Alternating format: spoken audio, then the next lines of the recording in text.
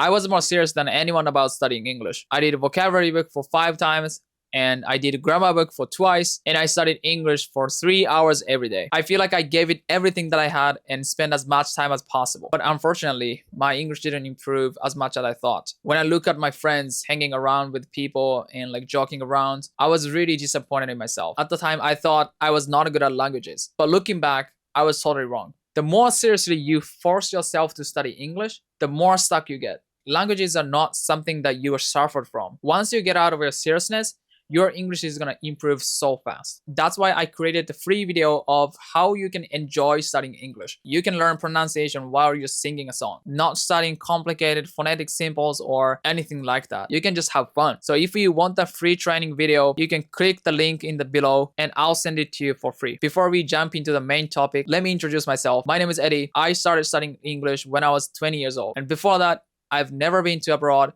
I've never taken an entrance exam in my life, and my life was all about baseball. I started playing baseball when I was elementary school student, and I quit when I was 20 years old. So in school, I didn't really focus on studying English, so my English was garbage. I started from zero. But now I can talk to people in English on streets, and I can make friends on streets. I can go around alone. I can make a lot of friends in the world. So for the rest of my life speaking English, it's really great. It's so nice. I'm really grateful myself that making effort to study English. But I'm strongly confident that anyone will be able to speak English at any age. I started from zero at 20, and I can speak English like this. If I can do it, you can do it too. All right, so let's jump into today's topic. I'm going to share the reason why you don't need to be so serious about hitting the book. The first reason why you don't need to be so serious about hitting the book is that learning English in textbook and speaking English is different. The biggest mistake that English learners make is trying to understand grammar in a textbook. And now you might be thinking that,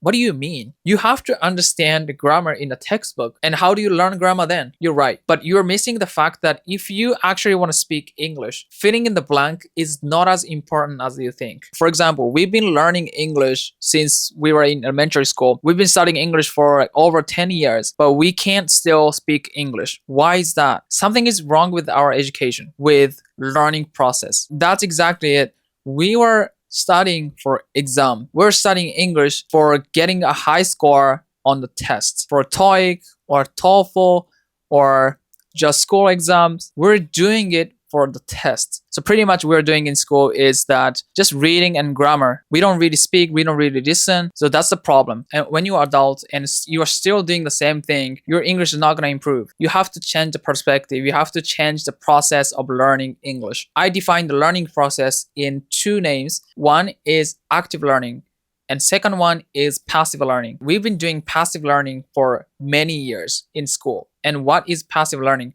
Passive learning is something that you try to solve the problems. There's a question and you try to answer the question. You got the reading script and you're gonna try to solve the question. So for example, I consider Shunkan Eisakubun as a passive learning because so when you're doing Shunkan Eisakubun, you see the Japanese sentence first and you immediately try to translate it into English, right? So it's already passive. You see the Japanese sentence first, and then you think it to in English. In real conversation, there's no hints. You have to create your own sentences in real conversation. So you have to change the approach. You have to be active. As long as you're doing passive learning, no matter how hard you study English, your English is not going to improve and you won't be able to speak English. Even though you are spending so much time on studying English and you are so hard on yourself and you are more serious than anyone about studying English, but you are going so slow. So again, you have to be active. Don't just learn English, use English. Use it. And 100%. The reason why you can't speak English is because you don't have enough opportunities to output. You know, when I started studying English at 20, and in the first months of studying, I really focused on grammar and vocabulary books. You know, I've just read vocabulary books and grammar books for so many times, even if it's so hard. I just stick with it and I try to do it every single day. And I did it for 1 month. And then I felt like, okay, now I got it. I could input. So I can speak English. All right, let's get into the group and try to have a conversation. And then I joined the group with international students. So there's an event called Free Talk. There are so many international students and we can have lunch together and we can have a conversation there. So it was like a 45 minutes event and I joined there. I tried to have a conversation, but I couldn't say even a word. I didn't know what to say, and the words didn't come out of my mouth. How sad was that? Like, I was really shocked. I was so disappointed in myself. I still remember the feeling. That was terrible because I sacrificed my time a lot. I didn't go to work.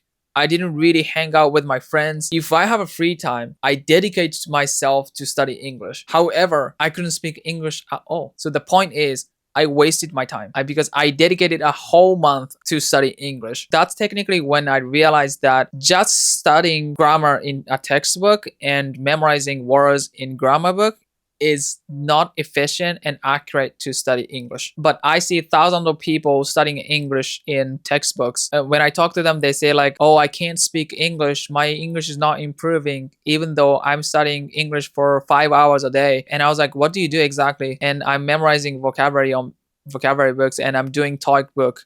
And I was like, yeah, I got you. Your English is not improving. It's because you're not doing for speaking English. And also, here is really important thing. You have to realize that you don't use all the grammar structures written in a textbook in real life. Like in my opinion, 1/3 of grammar structures were actually used in a real conversation. People often say, if you know 중국英語, you can speak English. And that's true. I agree with that. And ironically, there are some people who study grammar because they don't want to do the hard stuff. I know it sounds funny, but some of you guys might agree with me. Studying grammar in a textbook is so much easier than practicing speaking English. And people are like, of course I want to speak English. But what they are doing is studying grammar for 2 hours every day. Should I study more? And the truth is, they don't even realize that they're in a comfort zone. Actually, speaking English is the hardest part, and they unintentionally run away from the hardest part. Actually, studying grammar is the easiest because you just fill in the blank. There's a question and you can just fill in the blank, and that's easy. And there's an answer for it. So the point is, if you want to speak English, you just practice speaking English. If you want to study grammar, you study grammar. Even though you want to speak English, you're not studying for it. It doesn't make sense. I know it's a little bit harsh, but that's the fact. And also, there are some cases that to build the confidence, you take ACAN or TOEIC. And that's also something that you run away from the fact. Because even if you take like high score on TOEIC test or ACAN test, you don't get confidence. Because when do you feel you're not confident? It's when you're talking to someone and people don't understand you, or you can't speak English naturally or something like that. So if it's in a conversation, you have to solve the problem in conversation, right? It's not something you take a test or something else. So you have to face a problem. So the main things that you have to do is to improve your speaking skill. So I want you to tell that don't run away from the fact that you are facing difficulties. Okay, let me be honest with you. A lot of people think the best way of studying English is to study grammar rules in textbook or listening to scripted audio or something like that. But in reality, Japanese people who actually speak English didn't learn in that way. They didn't rely on textbook. You might be thinking that why? I think everyone is using textbook. Of course, in the first month or like in the beginning, we have to study grammars in textbook. But at a certain point, they just put the textbook aside and doing other methods. And me too. I changed approach after the first month. I started doing the things that I felt more practical, and that is watching videos. So watch YouTube videos or watch dramas or movies. Many of my friends who speak English say I'm watching YouTube or I'm watching movies. I actually started enjoying watching it. There was no pressure or stress at all. Actually, people around me who speak English do the same thing. I often interview random people on the street and I ask them the question, how do you become fluent in English? And they say, I watch TVs in English. Or they say like, I wanted to play games, but there was no our language, so now I have to understand English. They said the English dub, so that's what they grow up. And I was like, okay, that's understandable. You know, especially people in Europe, English is very close to them, so they're easy for them to understand English. That makes sense. But you know, what they're doing is just watching TV or like watching movies in English. You know, that's what made the difference. It wasn't textbook learning. It was real world experience. And that's a huge gap between how English is taught in Japan and how it's learned in other countries. And especially in Europe, people speak English very well. And the reason is very simple. It's not a mystery. It's just a consistency and real practice. I'm pretty sure that most people don't agree with me, but I personally don't use apps. You know, there are a bunch of apps nowadays for shadowing or for listening or for vocabulary. Yeah, some of them are really useful, but I don't know. I tried many apps, but I just ended up quitting it for like 2 days or 3 days. I just feel like I can't be consistent with app. I don't know why, but I was actually thinking why I don't like using these apps. And then I came to a realization that I don't like them because they are not real. You know, they are not humans. They are AI or machines. So I don't feel like I'm talking, and I don't feel like I'm studying in real. I was really annoyed for a second. And then when I use them, I usually get bored so soon and I quit using them. I truly believe that if you want to improve your listening skills, you should listen to real people. Actually, I'm very surprised that many people listen to CD or like apps like AI speaking. And I ask the reason, why are you listening CD or like AI tool? And they say like listening to native English speakers English is too fast for me. And at the point, I always question about why you feel difficult to listen to native English speakers, because you don't have to feel difficult. It is normal. If you don't understand them, it's normal because they're native English speakers. But if you don't start listening to them, you're not going to be improved, because that's the real voice. Think about this. When you are born as a baby, what did you listen? You listen to your parents, right? Is that a slow speed? I think it's a normal speed. It's the same as English. Of course, some people mumble, so there's an exception. But most of the case, you should listen to native English speakers. For me, machine generated English and real speaking English is totally different. When people speak, it feels alive. It's real.